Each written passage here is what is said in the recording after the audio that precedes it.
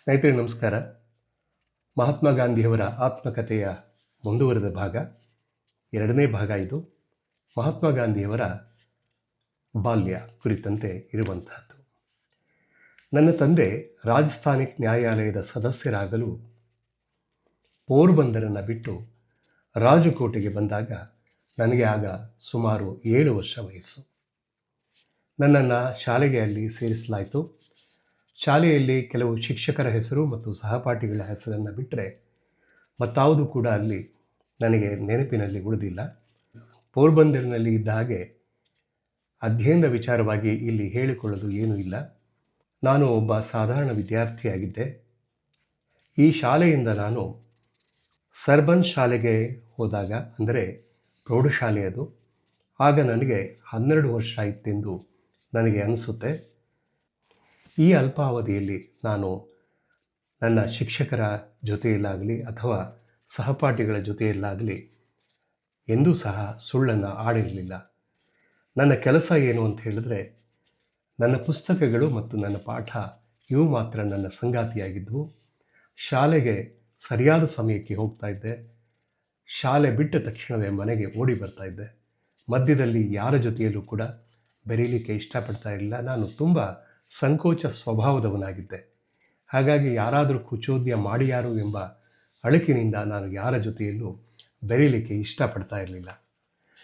ಮಹಾತ್ಮ ಗಾಂಧಿಯವರ ಬಾಲ್ಯದ ದಿನಗಳಲ್ಲಿ ಪ್ರೌಢಶಾಲೆಯ ಸಮಯದಲ್ಲಿ 1ನೇ ವರ್ಷದ ವಾರ್ಷಿಕ ಪರೀಕ್ಷೆಯ ಸಮಯದಲ್ಲಿ ನಡೆದಂತಹ ಒಂದು ಘಟನೆಯನ್ನು ಅವರು ಸದಾ ಸ್ಮರಿಸ್ತಾರೆ. ಏನು ಆ ಘಟನೆ ಅಂತ ಹೇಳಿದ್ರೆ, ಶಾಲಾ ಇನ್ಸ್ಪೆಕ್ಟರ್ ಆದ ಗೇಯ್ಲ್ ಎಂಬುವರು ಪರಿಶೀಲನೆಗಾಗಿ ಶಾಲೆಗೆ ಬಂದಾಗ ಒಂದು ಪದವನ್ನು ಬರೀಲಿಕ್ಕೆ ಎಲ್ಲರಿಗೂ ಹೇಳ್ತಾರೆ.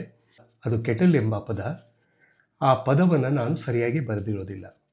ನನ್ನ ಶಾಲಾ ಶಿಕ್ಷಕರು ತಮ್ಮ ಬೂಟು ಕಾಲಿನ ತುದಿಯಿಂದ ನನ್ನ ಕಾಲಿಗೆ ಸ್ಪರ್ಶ ಮಾಡಿ, ಮುಂದಿನ ಸ್ಲೇಟನ್ನು ನೋಡಿ ನಕಲು ಮಾಡು, ಕಾಪಿ ಮಾಡು, ಬರೆದುಕೋ ಸರಿಯಾಗಿ ಎಂಬುದಾಗಿ ಹೇಳ್ತಾರೆ. ಆದರೆ ನನ್ನಲ್ಲಿದ್ದ ಭಾವನೆ ಏನು ಅಂದರೆ, ಶಾಲಾ ಶಿಕ್ಷಕರು ನಕಲು ಮಾಡುವುದನ್ನು, ಕಾಪಿ ಮಾಡುವುದನ್ನು ತಡಿಲಿಕ್ಕೆ ಇರೋದೇ ವಿನಃ ಈ ರೀತಿ ಪ್ರೋತ್ಸಾಹ ಮಾಡಲಿಕ್ಕೆ ಅಲ್ಲ ಎಂಬಂತಹ ವಿಚಾರ ನನಗೆ ಚೆನ್ನಾಗಿ ಗೊತ್ತಿತ್ತು. ಎಲ್ಲ ವಿದ್ಯಾರ್ಥಿಗಳು ಸರಿಯಾಗಿ ಬರೆದಿದ್ದರು, ನಾನು ಮಾತ್ರ ತಪ್ಪಾಗಿ ಬರೆದಿದ್ದೆ. ಇದರ ಬಗ್ಗೆ ನನಗೆ ಯಾವುದೇ ವ್ಯಥೆ ಆಗಲಿಲ್ಲ. ನನ್ನ ಶಾಲಾ ಶಿಕ್ಷಕರು ನನ್ನ ಪೆದ್ದುತನವನ್ನು ಎತ್ತಿ ಹೇಳೋದಕ್ಕೆ ಪ್ರಯತ್ನ ಪಟ್ಟರು. ಅದರ ಬಗ್ಗೆ ನನಗೇನು ಯೋಚನೆ ಇಲ್ಲ. ಅವರ ಬಗ್ಗೆ ಗೌರವವೂ ಸಹ ನನಗೆ ಕಡಿಮೆಯಾಗಿಲ್ಲ. ಯಾಕೆ ಅಂತ ಹೇಳಿದ್ರೆ, ಹಿರಿಯರ ಆಜ್ಞೆ ಪರಿಪಾಲನೆ ಮಾಡಬೇಕು, ಅವರನ್ನು ಪರಿಶೀಲಿಸಬಾರ್ದು ಎಂಬುದು ನನ್ನ ಮನೋಭಾವನೆಯಾಗಿತ್ತು. ಹೀಗಾಗಿ ಅವರ ಬಗ್ಗೆ ನನಗೆ ಯಾವುದೇ ರೀತಿಯ ಗೌರವ ಕಡಿಮೆ ಆಗಿಲ್ಲ ಎಂಬುದಾಗಿ ತಮ್ಮ ನೆನಪನ್ನು ಬರೀತಾರೆ.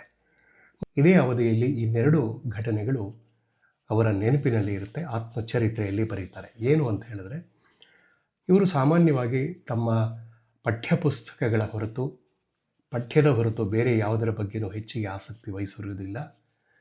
ಒಂದು ಸಂದರ್ಭದಲ್ಲಿ ಇವರ ತಂದೆ ಕರಮ್ಚಂದ್ ಗಾಂಧಿಯವರು ಒಂದು ಪುಸ್ತಕವನ್ನು, ಅಂದರೆ ಶ್ರವಣನ ಪಿತೃಭಕ್ತಿ ಎಂಬಂತಹ ಒಂದು ಪುಸ್ತಕವನ್ನು ತಂದು ಕೊಡ್ತಾರೆ. ಅದನ್ನು ಓದಿದ ಮೇಲೆ ಬಾಲಕ ಗಾಂಧಿಯವರಿಗೆ ತುಂಬ ಮನಸ್ಸಿನ ಆಳಕ್ಕೆ ಹೊರಟೋಗುತ್ತೆ. ಅದು ತನ್ನ ಮಾತಾಪಿತರನ್ನು ಆ ಶ್ರವಣ ಎಷ್ಟು ಭಕ್ತಿಯಿಂದ ಕಾಪಾಡ್ದ, ಜೋಲಿಯಲ್ಲಿ ಇರಿಸಿಕೊಂಡು ತೀರ್ಥಕ್ಷೇತ್ರಗಳಿಗೆ ಕರೆದುಕೊಂಡು ಹೋದ, ಈ ಎಲ್ಲ ವಿಚಾರಗಳು ಅವರ ಮನಸ್ಸಿನ ಆಳಕ್ಕೆ ಇಳಿದಿತ್ತು.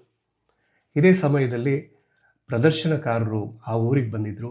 ಇದೇ ಶ್ರವಣ ಪಿತೃಭಕ್ತಿ ಎಂಬಂತಹ ಪ್ರದರ್ಶನವನ್ನು ಮಾಡ್ತಾಯಿದ್ರು. ಅದನ್ನು ಹೋಗಿ ನೋಡಿದೆ. ಅದನ್ನು ನೋಡಿದ ಮೇಲೆ ಇನ್ನೂ ಸಹ ಶ್ರವಣನ ವಿಚಾರ ನನಗೆ ತುಂಬ ಗಾಢವಾಗಿ ಮನಸ್ಸಲ್ಲಿ ಉಳಿತು. ಇದನ್ನು ಬರೀತಾರೆ. ಇದರ ಜೊತೆಯಲ್ಲಿ ಮತ್ತೊಂದು ಘಟನೆಯನ್ನು ಬರೀತಾರೆ. ಇದೇ ಸಂದರ್ಭದಲ್ಲಿ ಕಂಪನಿ ನಾಟಕವೊಂದು ಅಲ್ಲಿಗೆ ಬಂದಿತ್ತು. ಅವರು ಸತ್ಯ ಹರಿಶ್ಚಂದ್ರ ಎಂಬ ನಾಟಕವನ್ನು ಅಭಿನಯಿಸ್ತಾ ಇದ್ದರು.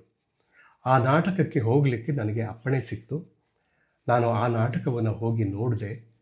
ನೋಡಿದ ಮೇಲೆ ಆ ನಾಟಕ ತುಂಬ ನನ್ನ ಮೇಲೆ ಪರಿಣಾಮವನ್ನು ಬೀರಿತು. ಮನೆಗೆ ಬಂದ ಮೇಲೆ ಅಳಲು ಪ್ರಾರಂಭಿಸಿದೆ. ಮತ್ತೆ ಆ ನಾಟಕವನ್ನು ನೋಡಬೇಕು ಎಂಬಂತಹ ಹಂಬಲ ನನ್ನದಾಗಿದ್ದರೂ ಕೂಡ ಮನೆಯಲ್ಲಿ ಅಪ್ಪಣೆ ಹೇಗೆ ಸಿಗುತ್ತೆ ಪದೇ ಹೋಗಲಿಕ್ಕೆ. ಆದರೆ ನಾಟಕ ನೋಡಿದ ಮೇಲೆ ನನಗೆ ಅನಿಸ್ತು, ಎಲ್ಲರೂ ಏಕೆ ಹರಿಶ್ಚಂದ್ರನಂತೆ ಸತ್ಯವಾದಿಗಳಾಗಬಾರದು ಎಂಬಂತಹ ಒಂದು ವಿಚಾರ ನನ್ನ ಮನಸ್ಸಲ್ಲಿ ಬಂತು.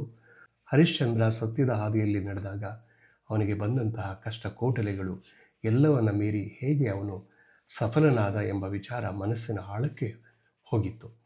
ಕೊನೆಯಲ್ಲಿ ಅವರಿಗೆ ಏನನ್ನಿಸ್ತು ಅಂದರೆ, ಸತ್ಯ ಹರಿಶ್ಚಂದ್ರನಾಗಲಿ ಅಥವಾ ಶ್ರವಣನಾಗಲಿ ಅವರು ಜೀವಂತ ವ್ಯಕ್ತಿಗಳಾಗಿ ನನ್ನ ಮನಸ್ಸಲ್ಲಿ ಉಳಿದಿದ್ದಾರೆ ಎಂಬುದಾಗಿ ಈ ಎಲ್ಲ ಘಟನೆಗಳನ್ನು ಅವರು ಇಲ್ಲಿ ಸ್ಮರಿಸ್ತಾರೆ. ಮುಂದಿನ ಅಧ್ಯಾಯದಲ್ಲಿ ಮತ್ತಷ್ಟು ವಿಚಾರಗಳನ್ನು ಗಾಂಧಿಯವರ ಬಗ್ಗೆ ತಿಳಿದುಕೊಳ್ಳೋಣ. ನಮಸ್ಕಾರ.